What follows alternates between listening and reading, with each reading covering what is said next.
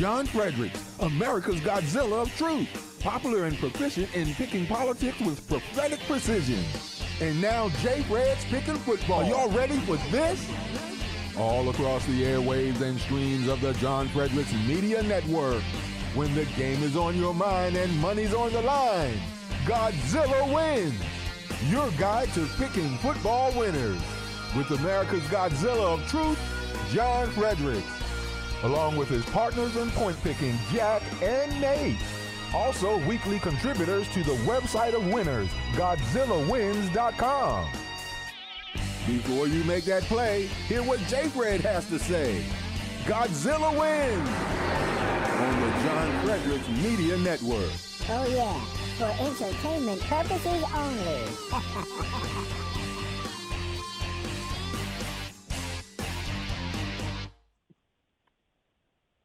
Welcome, everyone, to today's December 17th edition of the GodzillaWins.com College Football Preview Show, where we bring you expert analysis of not only some of the biggest games, but some of the most offbeat ones, too. I'm your host, Jack Fredericks. I'm live in Tunica, Mississippi at the First Jackpot Casino. Joining me is Nate Perry, senior contributor to GodzillaWins.com. Nate is live in Reno, Nevada at the Cal Neva Casino. Michael Coleman is in the captain's chair for today. Nate, how you doing? I'm doing great. Good morning. We got a huge slate of college football today, so I'm excited. Really good games. Yeah, there's 6 FBS college football bowl games, and then there's one FBS bowl game, which we'll get to. We'll probably this big bowl games first here. So just to set the schedule for everyone today, just so that they know what's going on. There are 3 NFL games, which we'll get to at the top of the hour. There's 6 bowl games today. There's 60 or 90 college basketball games.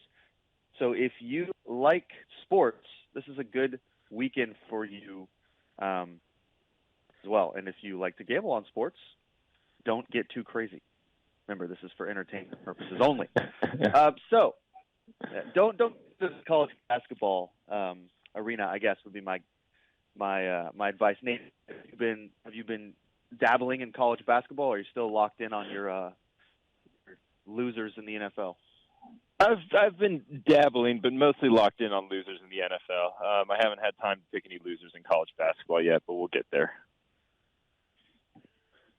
Me either. No, every once in a while I pick a loser in the NBA.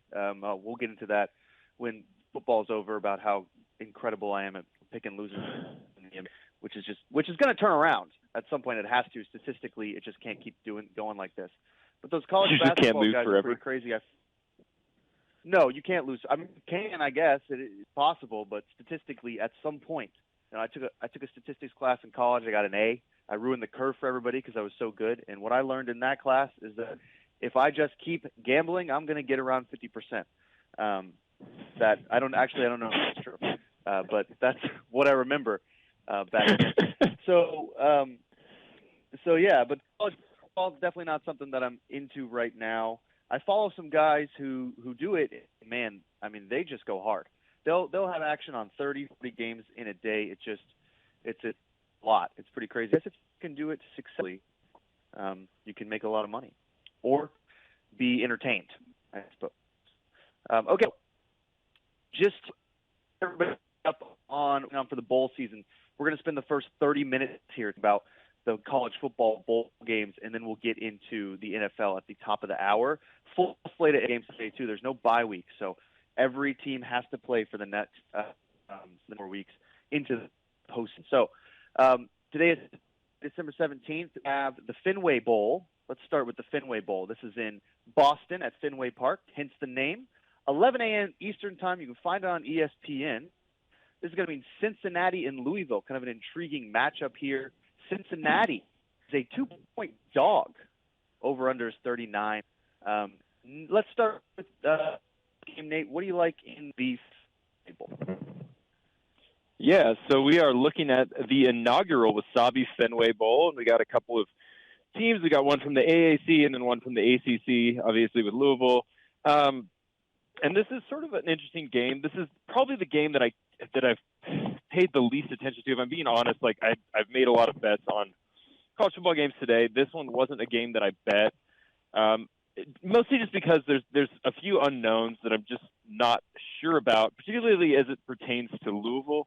They are a sort of short favorite over Cincinnati, but I'm not entirely sure why, just because they have so many things going on. So just sort of run down what's going on with Louisville and why I don't love betting this game and sort of like what the angles are. Malik Cunningham is out for Louisville. The guy has been dynamic. He runs the ball. He adds a dual threat to this team that desperately sort of needs it. He ran for over 550 yards this season. He's out. Other news, Scott Satterfield left and took quarterbacks coach with him to Cincinnati. Both defensive coordinators aren't available for this game. Offensive coordinator left for Western Michigan. Strength and conditioning coach left for Arkansas. So Louisville doesn't really have like a coach, a team, right? Or a team. Coach. Or a coach. Yeah, so they just like don't have like anything.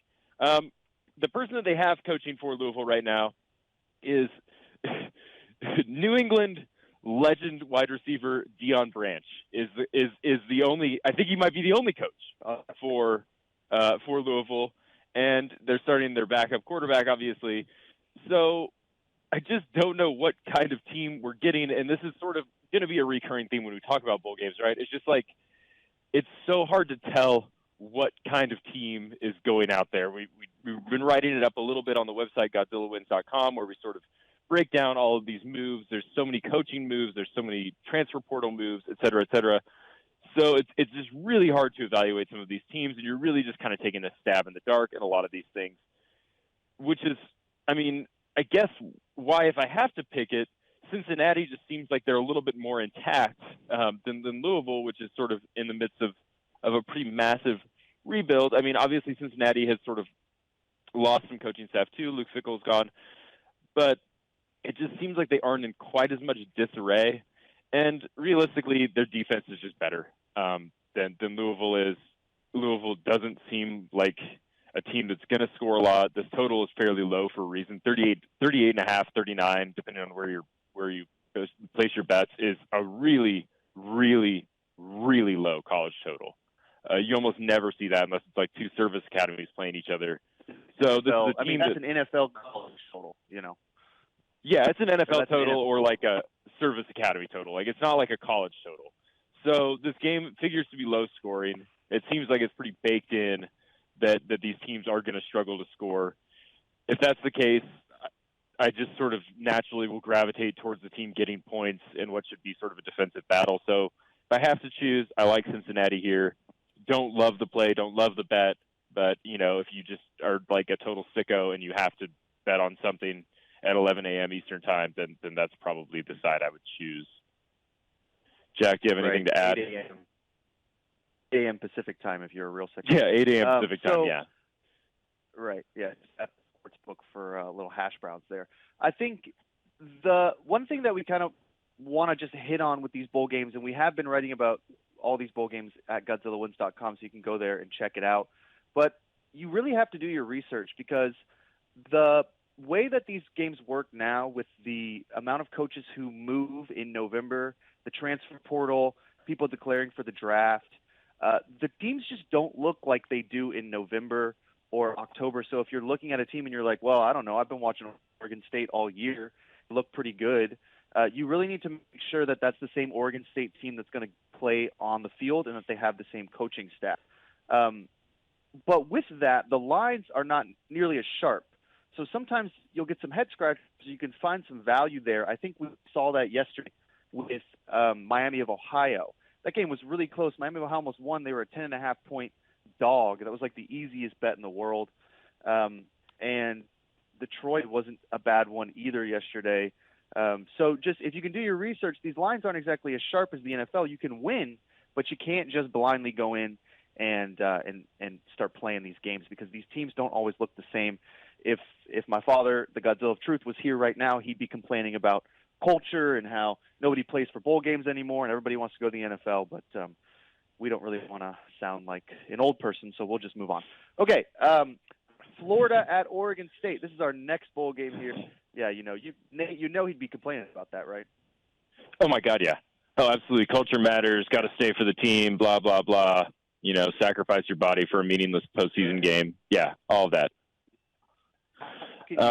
You as a coach of young men leave in the middle of their biggest game at the Frisco Bowl, he'd just be going off. We would do. Yeah, how can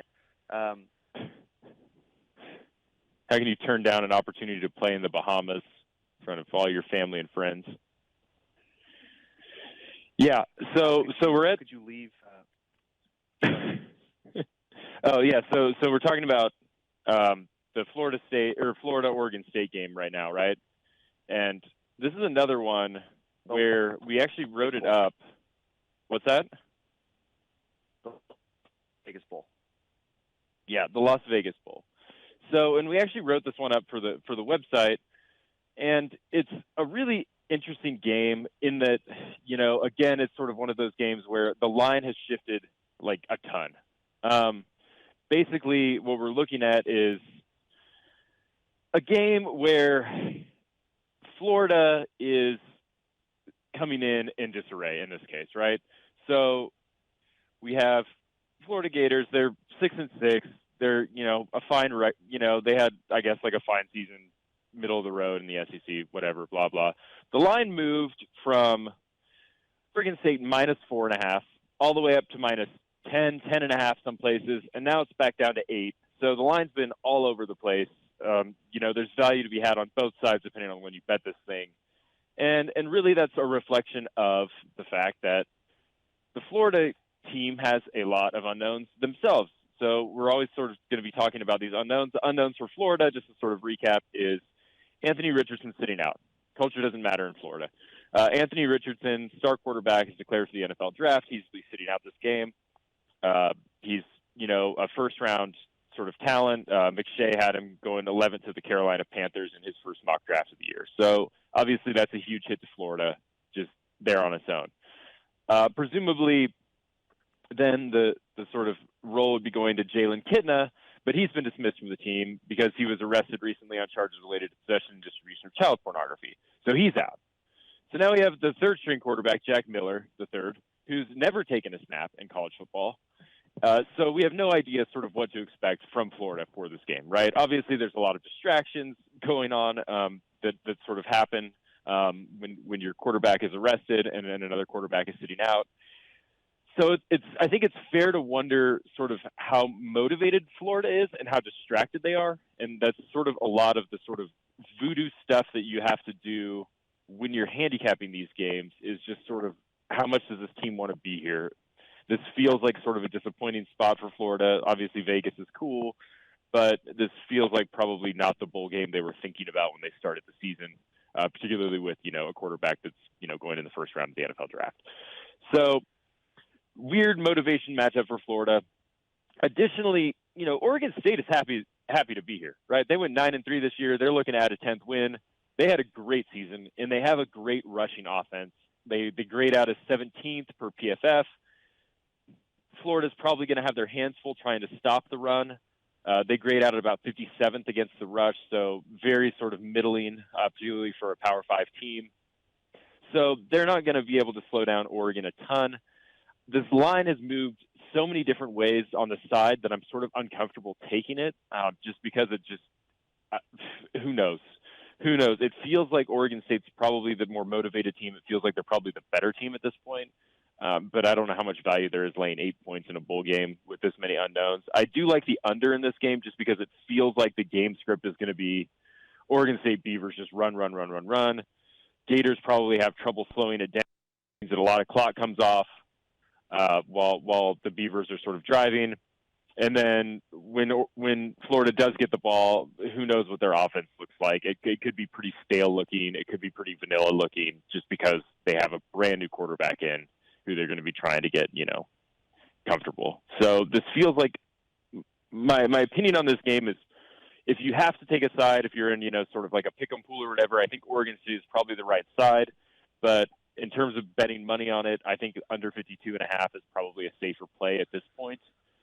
Just based on the way I see this game sort of playing out. Jack, do you have anything? add on this? I would. Yeah, I'm here. I got disconnected, but I'm back. I like the under as well because Oregon State just runs the ball. I've been on this team forever, and that's just what they do. They run. So 52.5. Take that under. You can fade an SEC team in a bowl game that doesn't mean anything. That is always a good play because they just don't show up. They don't care. I've been watching SEC forever, and that's just what they do. So go ahead and you can fade them as well. But I think the 52.5, the underplay, is the better play there. Okay, let's move right along here let's go to the Frisco Bowl. The Frisco Bowl. Yep. Boise State versus North Texas. We'll just kind of jump down here. This is a game I'm really kind of interested in because I've lost a lot of money on North Texas this year, so maybe they'll win one for me here. Boise State at North Texas in Frisco, Texas, wherever that is. Nate, what do you see here? North Texas is a 10.5-point underdog, over 60, kind of a high total. Yeah, I like Boise here, just because Boise's been playing pretty good towards the end of the season. Obviously, I'm out west, so I watch a lot of these games, particularly the Mountain West as a sort of suffering Nevada fan. Boise State is, one of my least favorite teams to watch because they're always so good, and they always beat us, and they are good. So Boise State had a little bit of a rocky start to the season. The first month of the season, they fired their offensive coordinator. They benched their starting quarterback, and then all they did was go 7-2 afterwards with a redshirt freshman quarterback. So they've been playing a lot better. The defense is always good for Boise State.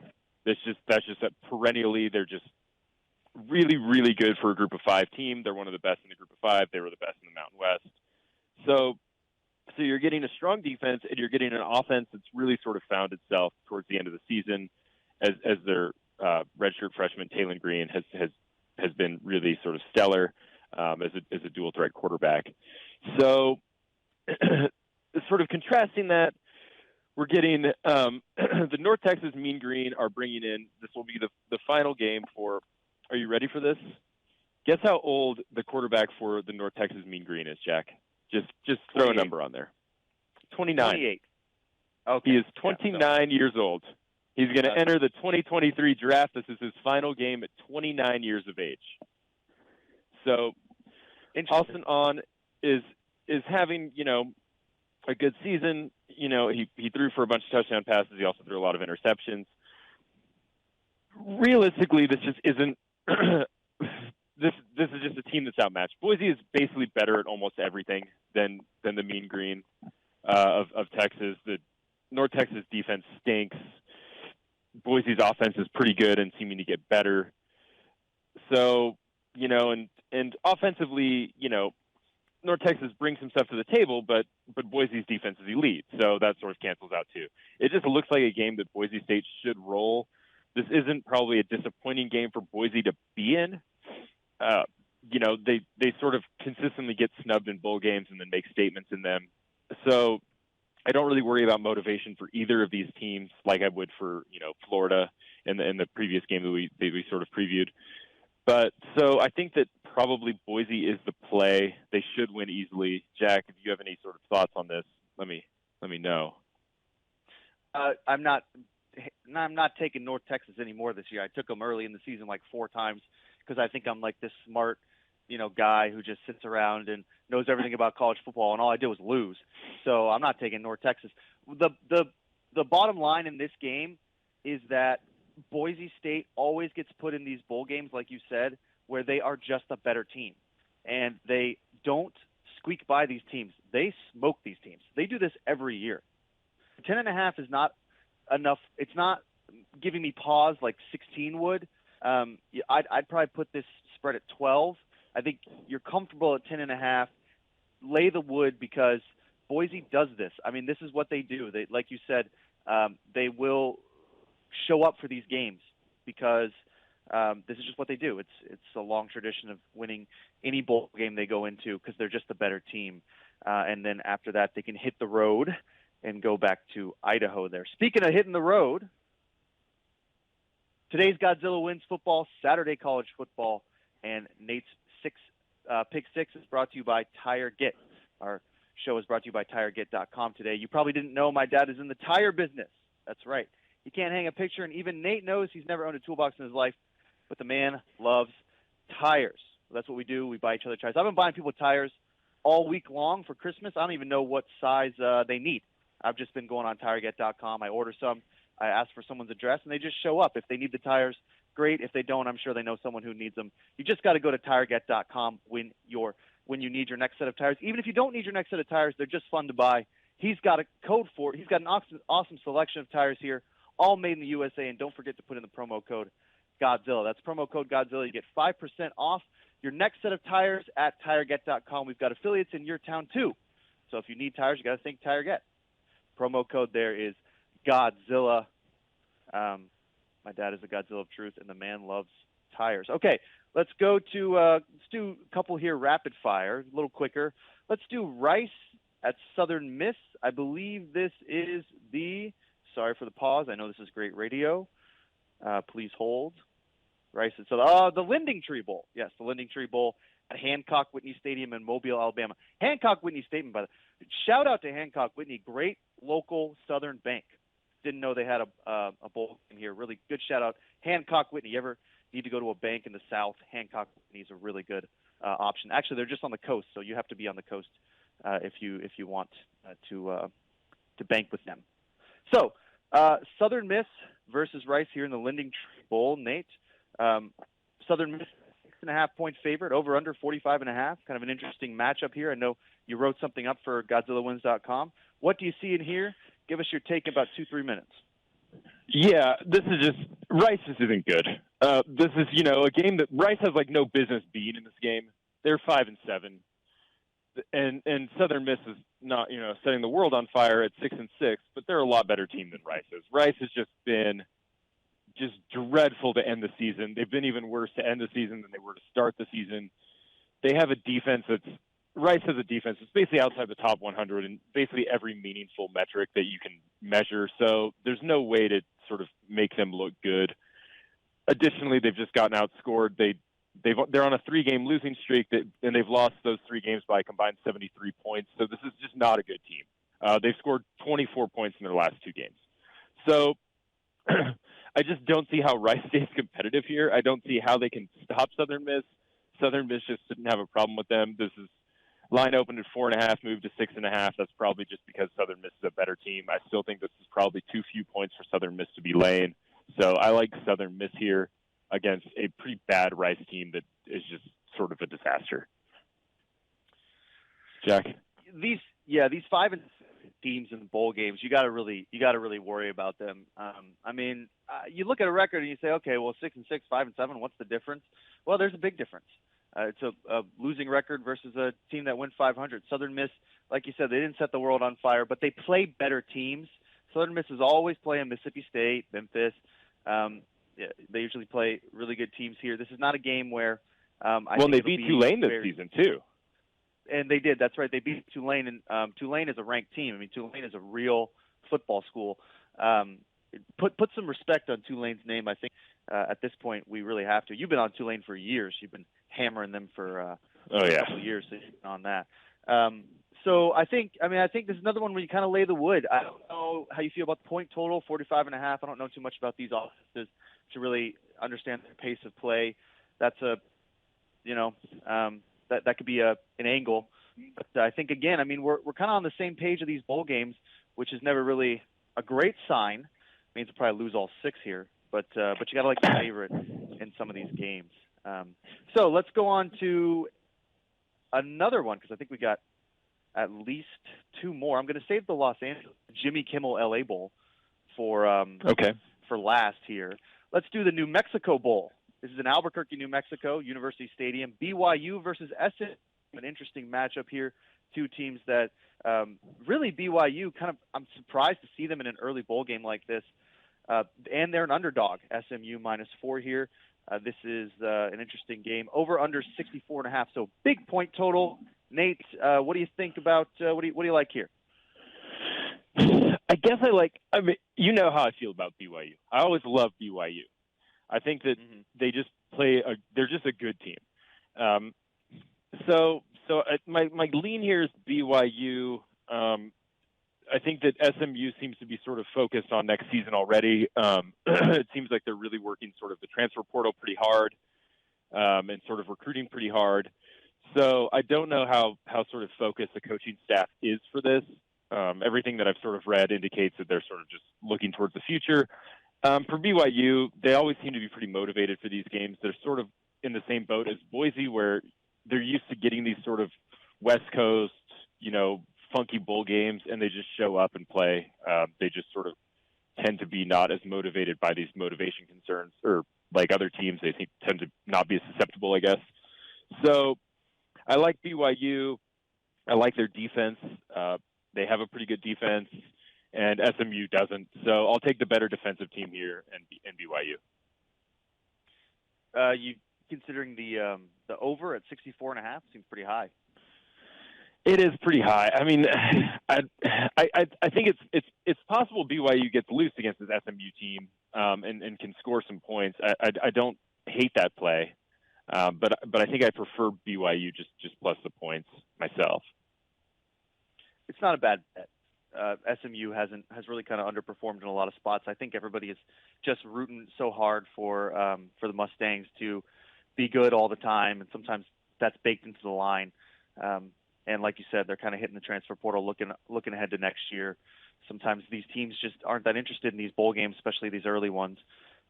So we'll see. Okay, last bowl game here that we'll talk about, and then I may slip in a little Celebration Bowl discussion at the very end. This is the Jimmy Kimmel Los Angeles Bowl in SoFi Stadium in Inglewood, California, so playing where the Rams play, probably draw a bigger crowd than Matt Stafford ever does.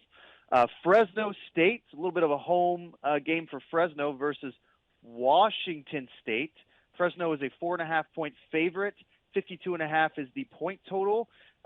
Nate, I know you've written some stuff up on the Los Angeles Bowl on GodzillaWins.com. Who are you picking on this? What side you got? Yeah, so I like Fresno here, and this is another one that the line has moved a lot. Fresno State opened actually as a 4.5-point underdog, and now they're sort of, it kind of depends on where you are. I don't know what the line is at DraftKings right now. It looks like they're minus 4.5.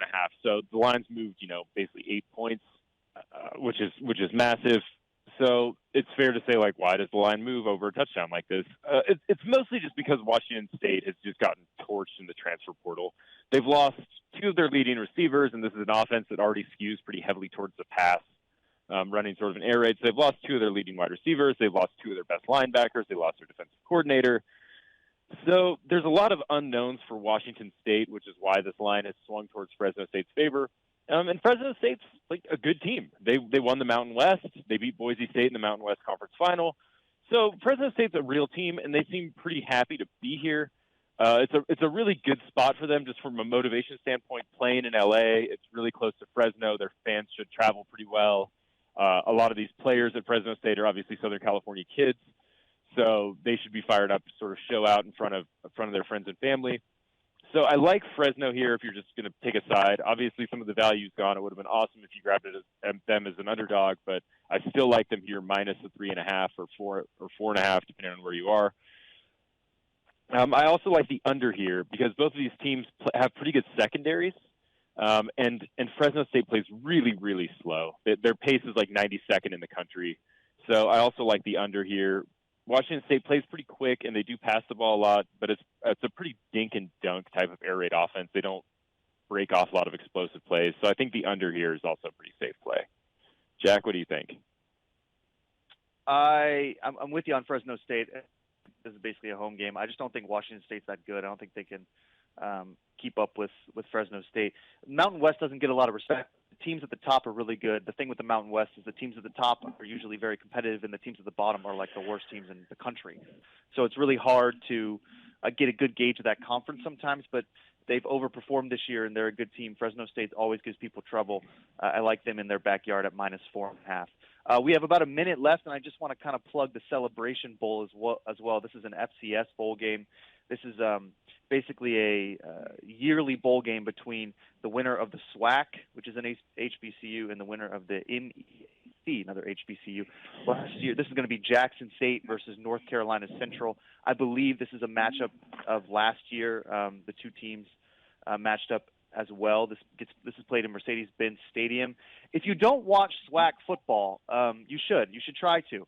It's an incredible product. People don't watch it because it's FCS and it's HBCU and everything else. Deion Sanders has kind of put Jackson State on the map after now he left for Colorado. But just if you're flipping through the channels and you're looking at something to watch, go see if you can find the Celebration Bowl and just give it a watch because you'll have a lot of fun. This is good football being played. Jackson State is a 14-point favorite, and if I was a betting man, I'd probably take North Carolina Central, considering Jackson State lost their quarterback and coach, son of Deion Sanders, Schrader Sanders, is not going to be in this game. He's transferred to Colorado. So that is our college football preview show. We knocked out a whole bunch of bowl games there. Hope you guys enjoyed that. We are going to hear a quick word from sponsors, and then coming back, a full slate of NFL games. Crazy day in the NFL. We got the Cowboys and the Jags. We got the Eagles and the Bears. Dolphins, Bills, a little Texans. They got a sneaky cover last week. Quick word from our sponsor. We'll be right back. You're listening to Godzilla Wins on the John Fredericks Media Network. For a deeper dive without the jive, visit the website of winners, GodzillaWins.com. Let's get back to the show with the guys in the know, John, Jack, and Nate. It's Godzilla Wins on the John Fredericks Media Network.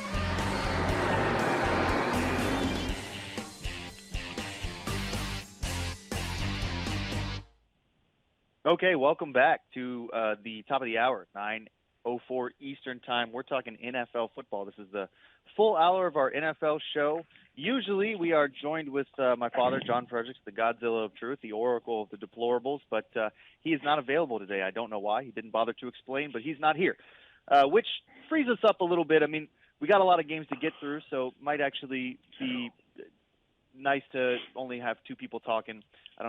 We are usually pretty good at getting through all the games. My dad is pretty good at keeping pace, although I'm still mad. Nate, I don't know if you remember this, like 2-3 weeks ago, we were talking about the Commanders, and he told us both to make it snappy. He was like, under 30 seconds, give us your pick. We got to move on. And then after we gave our pick, he talked about the Commanders for 7 minutes. So yeah, Commanders and the Titans. It always circles back to the Titans, too. Right, that's right. Yeah. As soon as you start talking about one team, and then all of a sudden it's about the Titans, and then it's about culture and Vrabel and how he's, they're building something that you just can't replicate down there in Nashville. Maybe he took the week off because of the Jacksonville loss. I'm not sure. He may just be sick of football right now. That was an emotional for him. Every loss is.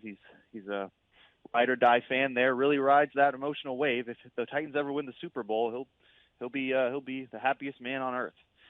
But as of right now, they may miss the playoffs because the Jacksonville Jaguars have a 12% chance of winning the AFC South, which is always wide open because everybody in that division stinks. Okay, so we'll talk a lot of NFL today here. We're going to start with the 3 Saturday games. So here, if you're a casual NFL fan, just kind of keep in mind that the games are going to get a little spotty as far as when they're played because of the Christmas holiday. There's not actually a lot of games on Christmas Day this year. Just kind of look out for that. You're going to get a lot of NFL. I'm so excited. I mean, noon Central, 1 p.m. Eastern Time, we have an NFL game on a Saturday. I love that. We've got 3 today. We've got the rest tomorrow, then a Monday night game. So let's start with these 3. Nate, first we're going to go with Indianapolis at Minnesota. Really interesting matchup because both of these teams kind of stink, even though Minnesota's like 10-4, whatever. Over under 47.5. A little money line play if you were a little nervous laying the points there. So what do you like here, Nate? Colts at Minnesota.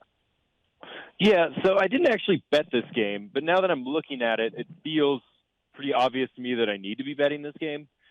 And I think that I need to be betting the Colts here just because I think they're a better team. We were all skeptical of Jeff Saturday, and we kept saying, we got to see what this looks like, a little bit of bounce with a new coach, et cetera. And he really is just has them playing better for whatever reason. I can't quantify it. They're just a better team. And I think that they're better. The Vikings, the 10-3 record is just not indicative of what kind of team they are. They're just not that good. They've been outgained by like 62 yards per game on average. So they get outgained in yardage. Their underlying metrics are not very good. They're like 18th in offensive DVOA, which is one of the efficiency stats that we often use when we're writing about them. They're 18th in passing. They're 21st in rushing. The Colts have a 12th ranked defense. The Colts just seem better on both sides of the ball. The Vikings just look like a fraud. They looked like a fraud last week when they lost to the Lions, which we all sort of expected to happen. Here, Godzilla wins because we're geniuses, and we won't talk about our losers. So I think the Colts are probably the play here. I'm going to continue to sort of fade the Vikings. The Vikings just look like a team that's sort of going to come back to earth. They've been incredibly lucky. The guys at Action Network do these luck ratings where they sort of measure luck and sort of win percentages. And Minnesota's like second in their luck ranking, and the Colts are like 28th. So this just looks like two teams that are just sort of regressing back to the mean. The Colts are sort of playing a little bit better. Vikings are going to play a little bit worse. I think you're spot on with some of that stuff. Another stat to kind of just put a emphasis on the fact that the Vikings are frauds is their point differential is back to the negative. So this is a team that's 10-4 with a -1 point differential. That means they've been outscored. They've won 10 games and they've been outscored by a point in total, point differential. So it's really hard to just feel happy about picking the Vikings. I do think he's just kind of smartened up here. That game last week was a trap. They knew people were going to hammer the Vikings. Dad was all over that, and he got hammered. He lost that one. So the line is kind of short. I mean, the Colts have only won one game since Jeff Saturday took over. They beat the Raiders, but they haven't beaten anybody else. So you got to kind of just think, well, I mean, are the Colts really that good, or are we just thinking about the Raiders and then how they almost beat the Eagles? I don't know. I don't like this game as much as Nate does, but if I had to pick a side, I'd probably go with the Colts catching the points. You just got to fade the Vikings until they can prove to you that they're any good, which they're not. Like they are not a good team. It's just full stop. The Vikings are not good. They have bad metrics, and they can't score. Their defense isn't very good. At home, they're not any better. They just aren't a good football team, so stop picking the Vikings until they can prove to you that they are. This team is going to make the playoffs, maybe win the division, and they're going to get destroyed in the first round of the playoffs, whoever plays them. So don't take the Vikings. Just don't. Okay, so let's go Ravens-Browns. This is your afternoon Saturday game. Ravens traveling to Cleveland, divisional matchup. You go to GodzillaWins.com. Here in a little bit, I'm going to put up Peter Kreibel's analysis, his pregame of this game. I was waiting to kind of play this game to see if Tyler Huntley was going to play because he was in concussion protocol. My feel for Tyler Huntley is well documented.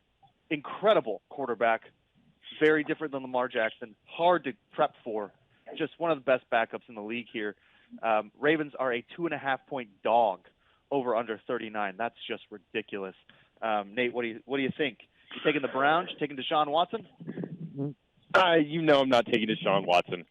So I don't know if Tyler Huntley is one of the best backups in the league, and I don't know if he's an unquantifiably good backup like you think, but I do think he's fine, and he is going to play. He's out of the concussion protocol, so he's good to go. I'm just not a fan of the Browns. Deshaun Watson is not good. If you're just looking at sort of past results, 27-14 against the Texans with Deshaun Watson, and then last week they lose 10-23, and you think, they scored 27 on the Texans, scored 10 against the Bengals, Deshaun Watson's finding himself, whatever it may be. But the reality is that he's offensively they've scored 16 points in 2 games, so a little bit better than a touchdown. So he's just not good. He looks like a guy that hasn't played football in 2 years, and he hasn't. They aren't passing it well. The run game's messed up with him back there. So I just don't see how you can like the Browns that much. Obviously, the Ravens are in a little bit of a weird spot. Things are getting pretty desperate for the Ravens. They had a good win last week against the Steelers to sort of right the ship a little bit. But this is a team that had lost some sort of shocking games before that. So I think the Ravens are the right play here. I really would rather get them at 3. I'm probably just going to sit here and wait until the last second and either buy the half point to get up to +3, or just hope the line sort of moves to +3 and doesn't keep trending down like it is right now. So I like the Ravens here myself, just because I just don't know how you buy into this Cleveland Browns team that just sort of seems to be getting worse like every week. I hope this isn't a trap for us. I mean, I hope it's not a trap, because I don't understand why the Browns are favored.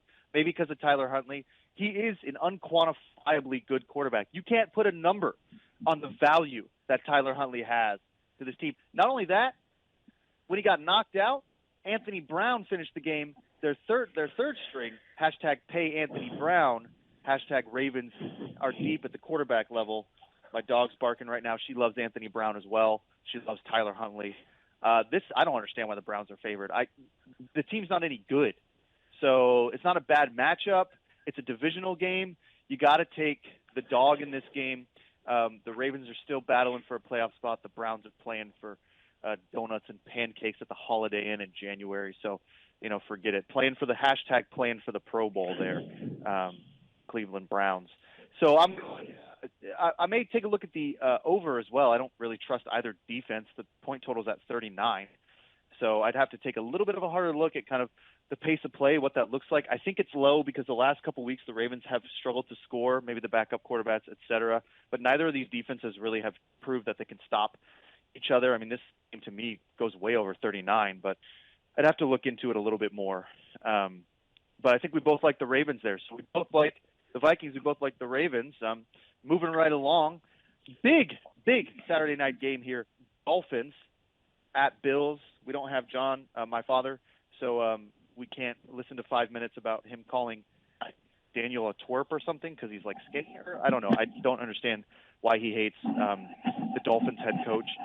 But Bills are -7 playing up in Buffalo. Weather's going to be bad. Over under 43. I think I can guess where you're going to go, Nate, especially with the bad weather. Tell me why you like the under at 43. Well, I mean, the under at 43 just because of the snow, right? That's like the no-brainer. That's just the weatherman play. But I also, God, the Dolphins have cost me so much money recently. It's just sickening to think about. I mean, they played horrible against the Chargers. They were awful against the 49ers. The Dolphins, this electric offense that we'd seen to sort of start the season with the Dolphins, just sucks now.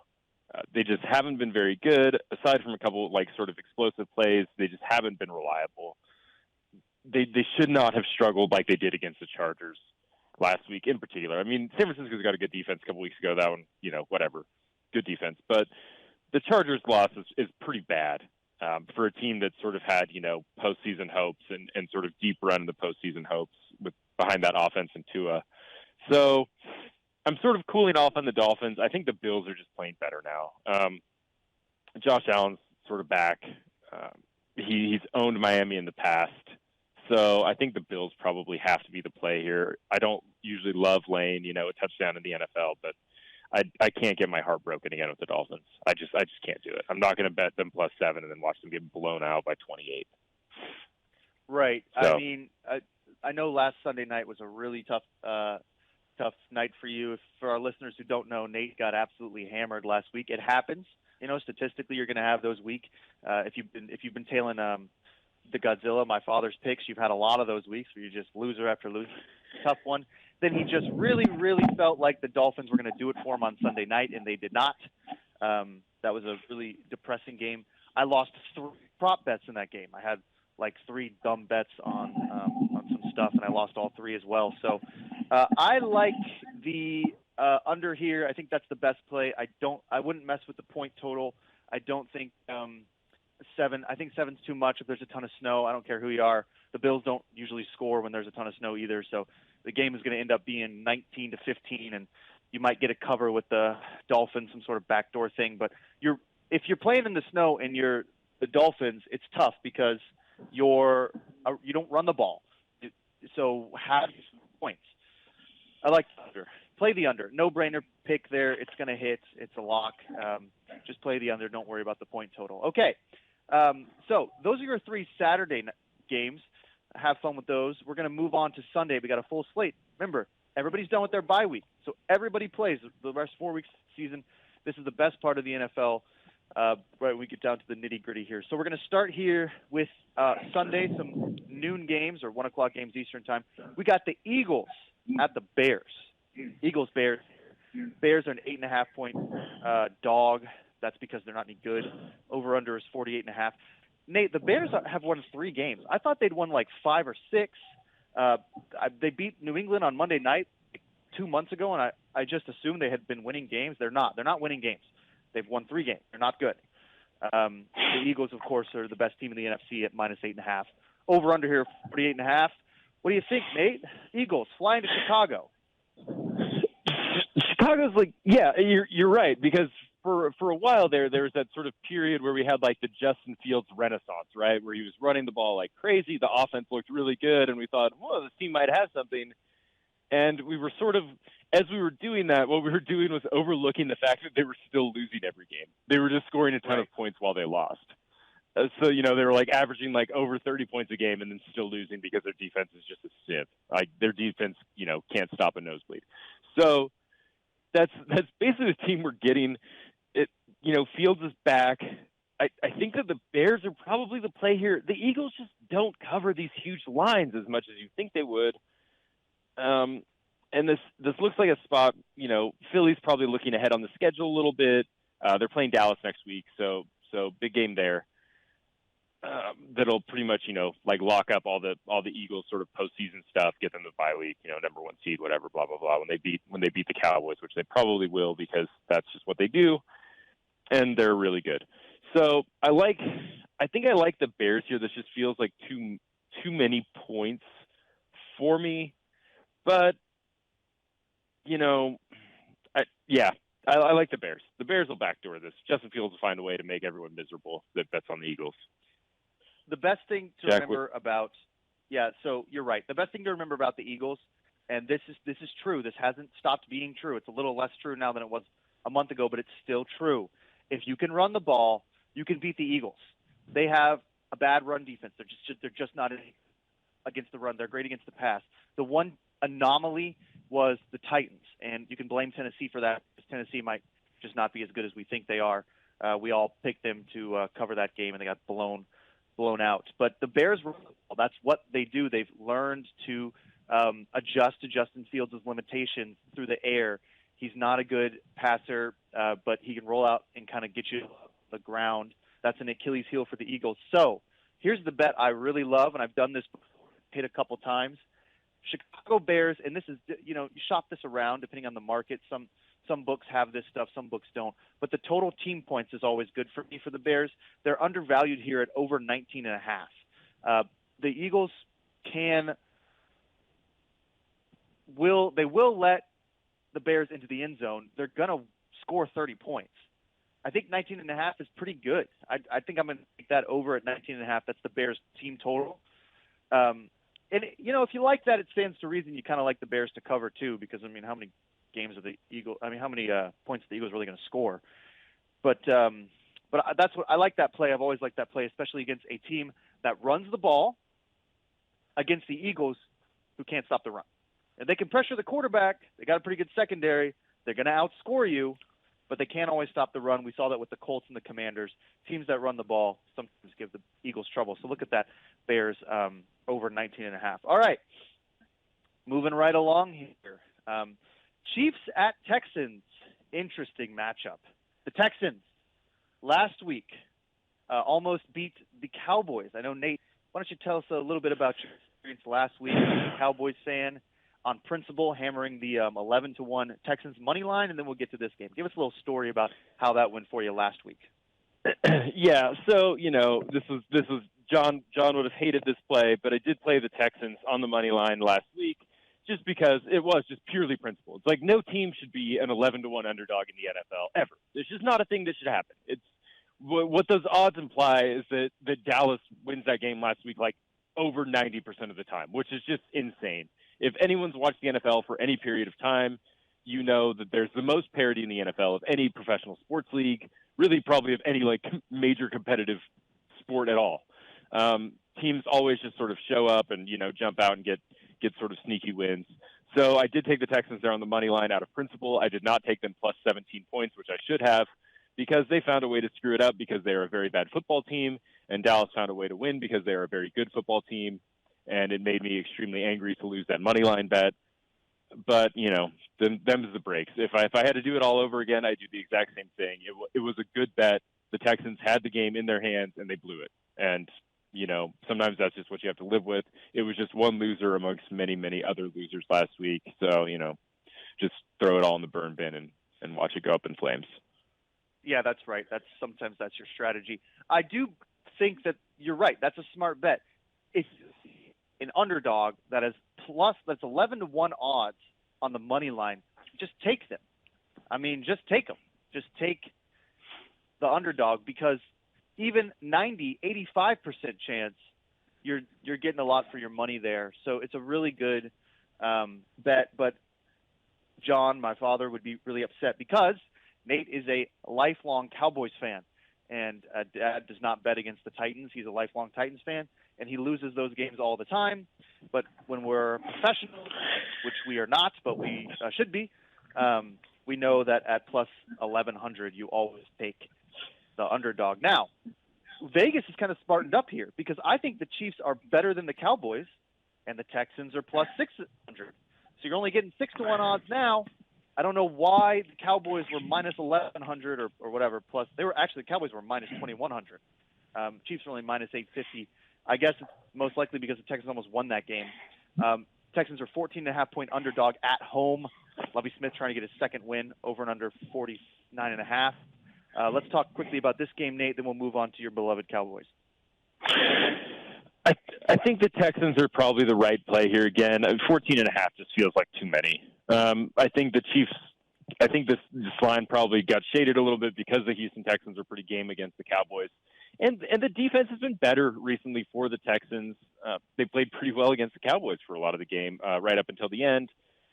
So I think the Texans are probably the right play again here. So just ride with the Texans, I guess. I don't know. I'm not going to bet the money line again, that's for sure. Plus 600, like whatever. There's not really much value there. Like I'll just take the points this time. Like I'm done betting the money line on this stupid team because they're like not good. They'll just find a way to blow it. Even if they are leading with 4 seconds left, Patrick Mahomes will just throw it 117 yards down the field, standing like at the very back of his end zone and beat them. So just take the 14. Don't make your life harder than it needs to be. Learn from me. Yeah, take the 14.5. If the Chiefs win by 28, then just throw it in the garbage. I mean, Dad would take the 14.5. I mean, it's almost like he's here. Most of the Godzilla is just running rampant all over this show because I know exactly every play he would take. He'd take the 14.5. He'd tell you the Texans stink. He'd make some comment about like the ownership or something and Lovie Smith and then move on. I hope they don't fire Lovie Smith. I kind of like that guy. The Texans just aren't any good. They don't have any talent, so hopefully they can kind of get back on track at some point. But, take that 14.5. Don't bother with the point total. Most likely you're going to cash a ticket there. So Cowboys at Jags. Interesting play here. Jags really showed up last week. Still in the playoff hunt. 12% chance to win the AFC South against a Titans team that is falling apart at the seams. Rabel pushing out the GM. And then they go ahead and lose to the Jags there. So Jags are 4-point underdog at home against a Cowboys team that can be kind of tricky. Not always the best team on the field, even though they do win games. Over under 48. Nate, lifelong Cowboys fan, you going with your boys or you going out to Jacksonville? Extremely emotional game for me, right? We've talked about how I've been on the Jaguars all season long, my Jaguars Super Bowl futures, my Trevor Lawrence MVP futures, AFC South winners, Jacksonville to make the playoffs. If there was a way to bet them, I have bet them. And I just sort of got off the train a little bit. And now I just don't know how I feel. because I also have the Cowboys to win the Super Bowl bet on. So I love both of these teams, and I think the Cowboys are the better team here. John just texted into us, Godzilla, and said, I like the Cowboys -4. Of course he does. They're playing an AFC South team. He hates the Jaguars. Of course he loves the Cowboys. That's just the squarest bet in the world, and I hate now that I hate myself for saying that I also like the Cowboys in this spot because John agrees with me. I think the Cowboys are just a better team. Jacksonville's fine. They've been playing good. They've probably been overperforming a little bit, but Dallas's defense is just so good. I just really think that they're going to make life hard for Trevor Lawrence. Micah Parsons is just so disruptive. It seems like Trevor Lawrence is already thinking about it. He had some sort of interviews earlier in the week where he's like, I got to worry about Micah Parsons. He's everywhere on the field. So it seems like they're already in their head a little bit. I like the Cowboys here. This line's actually moved from -6 to -4, sort of on the strength of Jacksonville's win over Tennessee and Dallas' sort of close game against Houston. I still like the Cowboys, though. I got to ride at the Cowboys. Tell me I'm wrong, Jack. The NFL. Well, first off, you're listening to the NFL Pick'em show here on the John Fredericks Radio Network. I'm not sure why John Fredericks, who owns the network, is texting in his picks when he could just pick up the phone and call. If he wants to get his picks in, he knows the number. We'll patch him in. We'll let him, talk about the Cowboys a little bit here, talk about bad juju. He doesn't have to text his picks. But I suppose we'll read him if he keeps sending them in. I'm sure he will. I like the Jags, baby. I mean, what? Come on. Let's go. I mean, does Trevor Lawrence stink? Yeah, probably. Are the Cowboys a real threat to win the Super Bowl? Yes. But the game's in Jacksonville. Hey, that's a live atmosphere down there. I've been down there. Those guys love it. That is not a live atmosphere. It's a live atmosphere. Look, I mean, I got some friends, lifelong Jags fans, season ticket holders. I mean, you want to talk about a hostile atmosphere? It's raining all the time. It's windy. They got the Jaguar sound, like, when you get a first down, they play the little cat sound. It's intimidating. And I just don't know if Dak Prescott can really handle that kind of pressure down there in Jacksonville. Plus, Jags, 12% chance to win the AFC South. That's huge for me because if they win, then the Titans lose, and I get to laugh at my father, who will be very sad, which is always kind of fun. So I'm going with the Jags here, +4. Love that. All right, 8:30, 9:30 Eastern time. We have a lot of games to get to. We're going to take a short word from our sponsors. Coming up, the Jets at the Lions, the Falcons. Oh, I got some Falcons takes for you. Stay tuned for the Patriots at the Raiders. A lot of stuff going on this week. Quick word from our sponsors. We will be right back. Not sure about the over-under or how many points to lay? Let Godzilla lead the way. You're listening to the radio show for winners, Godzilla Wins, exclusive on the John Fredericks Media Network. For entertainment purposes only.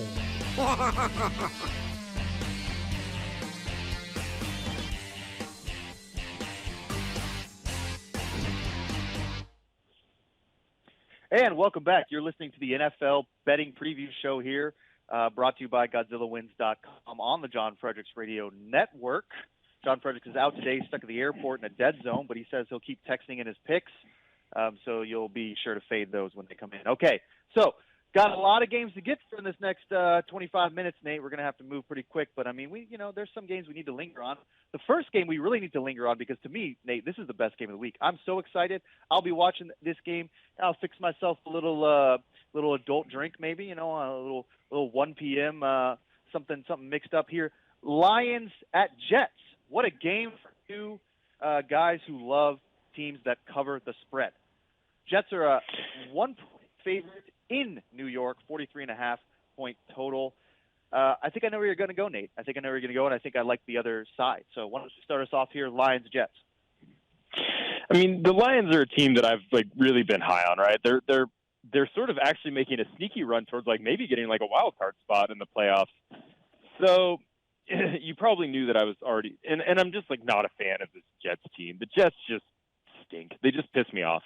They just make me angry. They lose when I think they're going to win, and they win when I think they're going to lose. I have absolutely just zero feel for the Jets at all. It looks like this is the return of Zach Wilson, right? I think that he's back because Mike White's banged up. They're going to keep Joe Flacco on the bench. So it looks like this is the Zach Wilson sort of return game, the comeback game, as it were. Phoenix rising from the ashes. I like the Lions here. I'm done with the Jets, dude. I'm just done with them. I'm just done. Phoenix rising from the ashes. Zach Wilson back in action. So Mike White, so desperate to play. Mike White's a baller, by the way. He's going to be the starter for the Jets for a while now. He's banged up, got some rib issues. He visited 10 doctors, tried to get one to clear him. That's commitment right there. Maybe maybe not, maybe ill-advised, but I'm telling you, I just saw that. He went to 10. Think about that, 10 doctors. I mean, how many doctors are you going to go to trying to get in the game here? Really kind of interesting that the injury to Mike White happened in the middle of the game. He was cleared to play the game, and now he's not cleared to play this week. Another nefarious NFL medical scandal there. Let's protect my boy Mike White and keep him on the sidelines for this one. Let him heal up in time for week 16. So, yeah, you got to like the Lions here. The problem is the Jets' defense is so nasty, and if they can lock up the Lions' defense is okay, but it's not great. If Mike White is playing, I think the spread is 3. Zach Wilson's not good. We know he stinks. We know he's got attitude problems. It's like a little child. So I think we both like the Lions here. Lions have won 5 games in a row. They're 6-6, maybe 7-6. I think they're 7-6. They keep winning. They beat the Vikings, and yet they're a dog here. So let's go Lions +1. We really got to love the Lions there. Dad loves the Jets. He just texted, loves him some Zach Wilson. If you don't know already, and I'll just tell you very quickly, my dad's second favorite team, the New York Jets. He loves the Titans. That's his baby, but he grew up in Jersey, and he's just a secret Jets fan. When the Jets win, John is happy. So take that with a grain of salt because he always picks the Jets regardless if they're good or not. He just watches a lot of Jets football. Okay, next game. I'm going to start us off here. This is my team, Falcons. 4-point underdog. Traveling to New Orleans, where my second home. I go to New Orleans about a couple months. I've got a lot of business interest down in New Orleans. So Atlanta Falcons traveling down there to a hostile environment in the Superdome. They're +4. Desmond Ridder is going to start for the Falcons. Marcus Mariota has been benched, and he placed himself on IR. Now he's saying he's on paternity leave. He didn't leave the team, blah, blah, blah. I don't know. Mariota's done. He's not coming back. He won't be on the team next year. He says he's done with the Falcons. They stink. He doesn't like Atlanta. He's out. So Falcons are a 4-point dog here. Saints stink, Nate. The Saints are not good. They're not a good football team. I think the point spread has more to do with the uncertainty of Desmond Ridder. I'm high on that guy. Really good Bearcat down there in Cincinnati. We just talked about Cincinnati. I'm taking Atlanta +4. Dad's firing off his picks. He's taking the Saints -4, so that's more reason to take the Falcons there. Falcons +4, I think, is the bet. Really interesting game to watch because of Desmond Ridder. This might be the future for Atlanta. If they lose this game, they might be shopping for another quarterback in the draft. If they win, they're in the playoff hunt. And our listeners know that you and I have a massive future bet on the Falcons winning the AFC South. All they got to do is win out. I think it's they don't have to win out. The Bucs have to lose a couple games too, but I think it's totally plausible that the Falcons sneak into the playoffs here. Desmond Ridder ignites this team. You know, the Falcons are blitzed more than any other NFL team in the country. So I don't know. The Saints like to blitz, but Desmond Ridder might change that because he can throw the ball. Also, player props. Look for London to have a huge day. Ridder throws the ball downfield. Mariota throws the ball into the stands. So he's going to be undervalued there. If you like those props, you might Drake London's receiving yards. Nate, I know I talked about that. This is my team. What do you say here? You like the Falcons? Like them +4, or are you going with the Saints? You know I love the Falcons here. I love the Falcons here, especially after John texted in his Saints all the way. Of course, I love the Falcons here. Just because the Falcons have to win this game, right? They have to win this game to stay in the NFC South race. So that's just the sort of first motivation. We both love this Falcons team and have for a while. The second thing is, do we really think that Desmond Ridder is going to be worse than Marcus Mariota? Mariota sucked for the last few weeks. So, and you know that I love this. Atlanta's coming off a bye. Desmond Ridder got a bye week, man.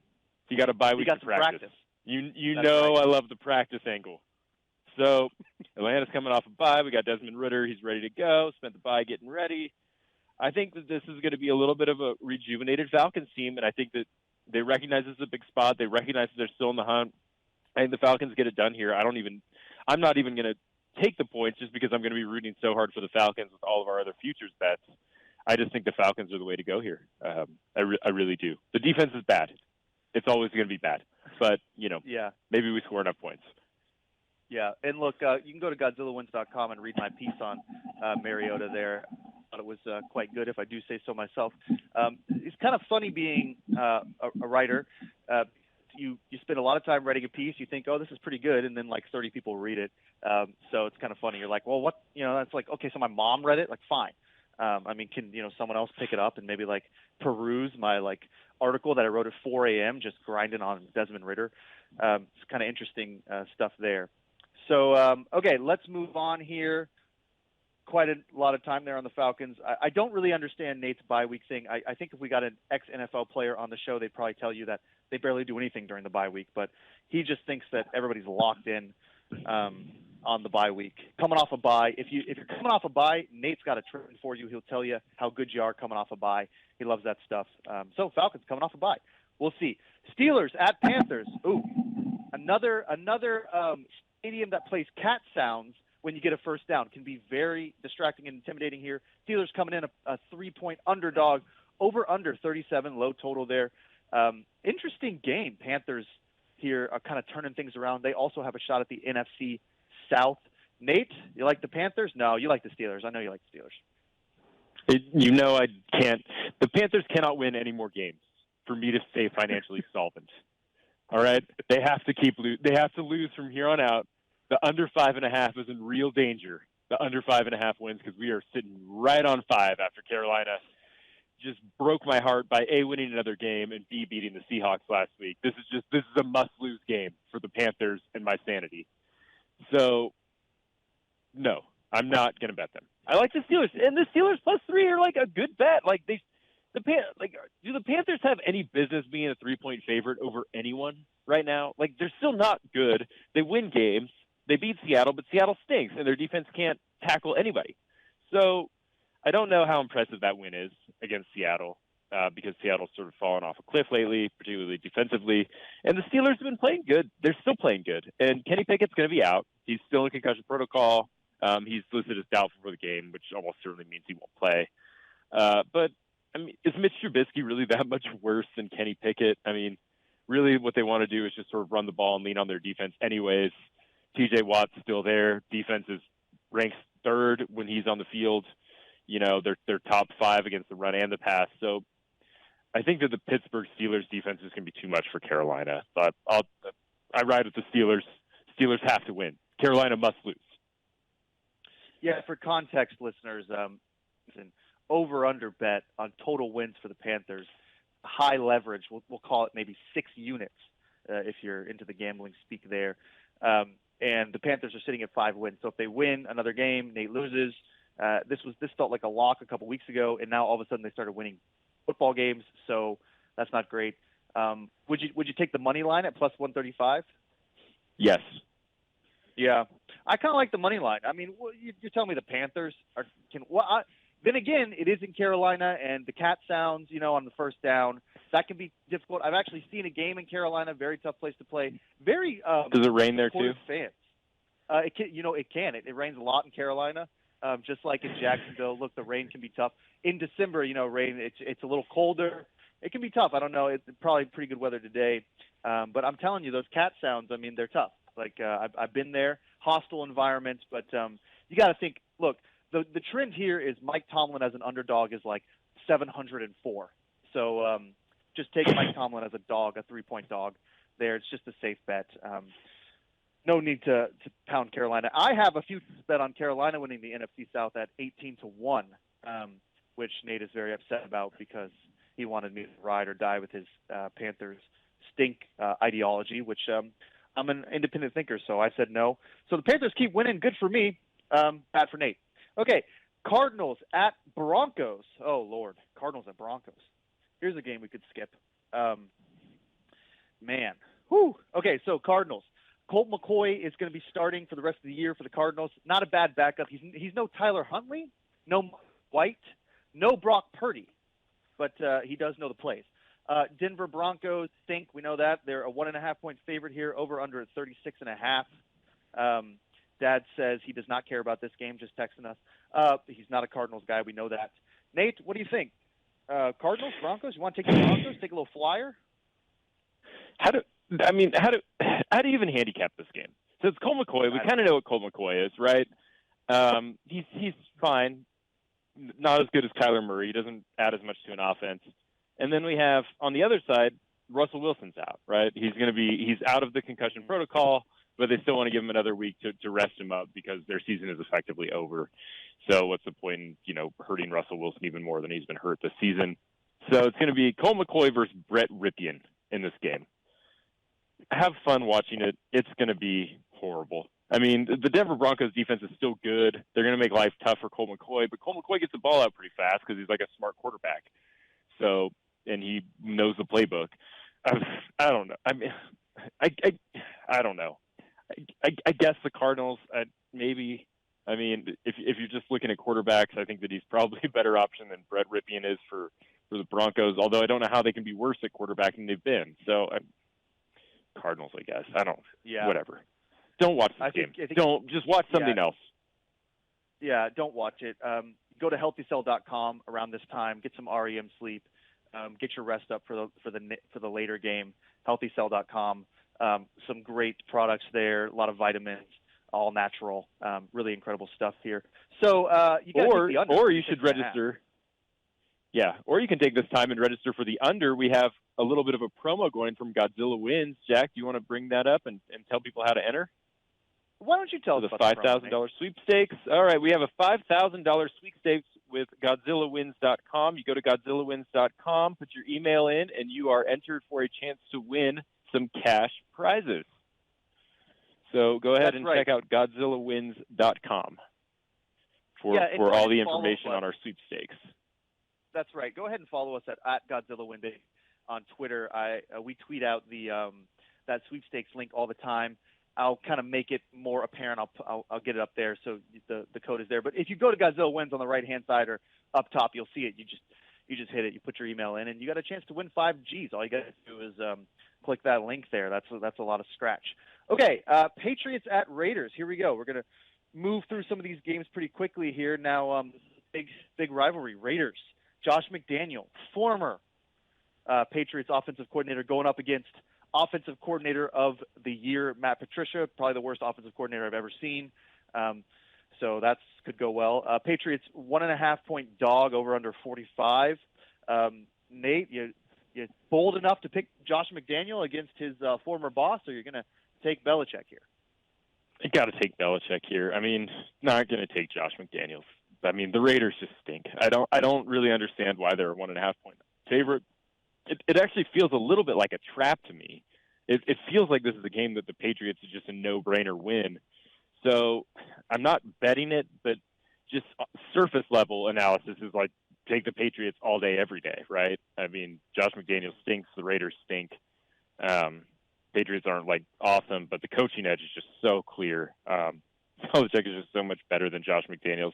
Even though Josh McDaniels is 2-0 against the spread against Belichick in his career, he covered once in the preseason against Belichick, and then he covered once as a 3-point dog in 2009 when he was head coach of the Denver Broncos, for those of you who remember that.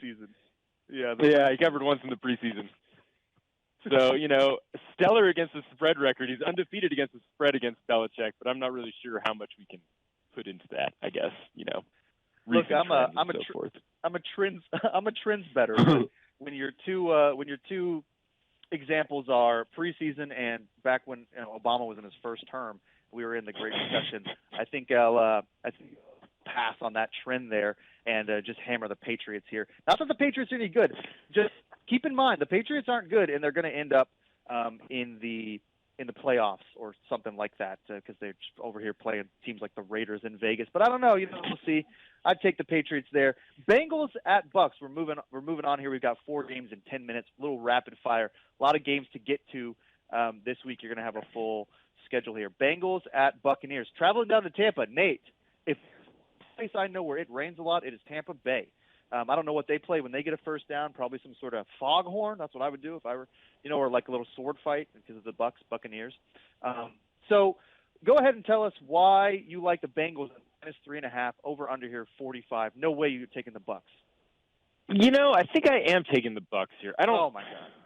I don't have a good reason other than it's just a numbers thing. I just 3.5. Like the Buccaneers stink, but Tom Brady always finds a way to just, there's 90 seconds left in the game and he drives it down there and, gets it close, backdoors it, whatever. Although the Bengals look incredible right now. The Bengals are playing so good. This might be the best the Bengals have looked. They look even better than last year's Super Bowl team. So I think this is the Buccaneers, but I don't know. I don't hate you if you take the Bengals here because they're just a way better team. This just feels like a sneaky Bucs spot, even though they're just decimated with injuries. Tell me why I'm wrong. Well, because the Bengals are really they're playing so much better, and the Buccaneers aren't that good. Their defense is not nearly as good as we thought it was early in the year, and the Bengals have just been playing crazy. I mean, they're really, really good against the spread. The Bengals this year are 10-3. They're the best team against the spread. So I don't think that the Vegas is really smartened up to this. I mean, we're looking at pretty good odds here for a team in the Buccaneers that's just under 500, and you only have to lay 3.5 points on the road. 10-3 against the spread, man. That's the best. I mean, that's the best percentage, the best win record against the spread this year. So people just aren't valuing the Bengals. I think if I were handicapping this, if I get my little spreadsheet out and was just making my own lines, I'd probably have Bengals -6.5. So I think at -3.5, you're really getting a gift. I don't know how you can be on the Bucs there. But just like how Nate needs the Panthers to lose, we also need the Bucs to lose so that the Falcons get in the playoffs there for reasons. So we don't really want to cheer for the Bucs ever. If they end up winning this game, I'll be upset because this is a game they should lose. So we'll see how that goes. Okay, another afternoon game here out there in Los Angeles. Titans traveling to the Chargers. Titans got the break speed off them last week in Jacksonville. Chargers on an incredible run here after beating the Dolphins. That's the only thing I have to say about their incredible run. I don't know if they've 2 games in a row, but they did beat the Dolphins on Sunday Night Football. They're coming in as a 3-point favorite for under 46.5. Here we go, Titans Chargers. Nate, we if my dad was here, we'd have to spend 7 minutes on the Titans. But he's not, so we can go pretty quickly and get to the other 2 games here. What do you think? You like the Titans here +3, or are you going with the new favorite? Yeah, so we don't need John to text in for this one. We already know who he's taking. He's taking the Titans +3, right? To recap, he has texted in a few other picks. He also likes the Bengals -3.5, and he also likes the Patriots +1.5. So just a recap on Godzilla's picks there. I'm sure he'll have a written column for everyone as well if you prefer the written word. I kind of like the Titans here. I'm just not a big believer in the Chargers. Yeah, they had a good win against Miami. But Tennessee, their offensive identity is running the ball. The Chargers aren't very good at defending the run. So this looks like a good bounce back spot for the Titans. We're probably getting pretty good value here. Getting the 3 points just because they were so bad last week against Jacksonville. So I think that this is probably a good bounce back spot for the Titans. I'm really not sort of sold on the Chargers being good. So give me the Titans +3. You're right about the line. The NFL is so reactionary. Vegas just knows that all we do is watch last week's game and then make our bets based on that. This is not a great for the Chargers, and the Titans should be favored. Let's say the Titans destroy Jacksonville. They're in control of first place. Even with the Chargers win, the Titans would be favored. I mean, they'd be like a 4-point favorite, but instead you're catching points because they looked horrible last week. I just don't think the Titans are going to do that week in and week out. This is not a great match for the Chargers, but you really have to respect what they're doing in Los Angeles, Justin Hebert, all that stuff. So I'm going to take the Titans as well, +3. And we'll see how that goes. I faded the Chargers last week. I lost. Nate lost, so maybe we're just being dumb, but whatever. Okay, 2 more games here. This is a big one. Very exciting. 2 7-6 teams. Giants traveling to Washington to play the Commanders. Very awkward line at 4.5. Commanders are a 4.5-point favorite. Over/under is 40.5. One team trending upwards. One team looking like maybe they're more of a pumpkin or a lemon than we thought at the beginning of the year. Nate, you got any thoughts on Commanders here?